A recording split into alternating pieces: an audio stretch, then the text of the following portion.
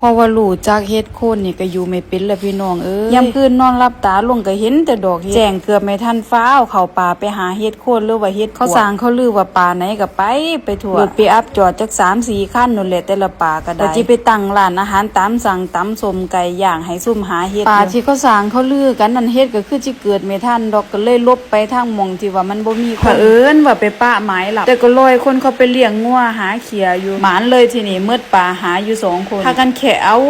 ามันดอกห่างๆดอกแต่ว่ามันดอกใหญ่มีคนไปหลู่ไปเห็นเกาะลอยทิ้งมืดแล้วก็มีไปตาเสียดายมันก็มองพออยากอยู่นั่นแล้วสีดอกเฮ็ดกับใบไม้ก็สีคล้ายๆกันว่าจิละหาว่าจิกลับบ้านแห่งเดินแห่งได้เห็นว่านี่แม่สนุกคักมันดอกใหญ่ขายาวดีดาดูทั่วถ้าบ่สังเกตนี่ก็บ่เห็นจริงๆนี่แล้วดอกเฮ็ดแค่เอาดึงขึ้